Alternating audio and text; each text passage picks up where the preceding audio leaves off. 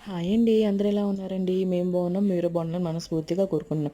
ఈరోజైతే మరొక వీడియోతో మీ ముందుకొచ్చానండి.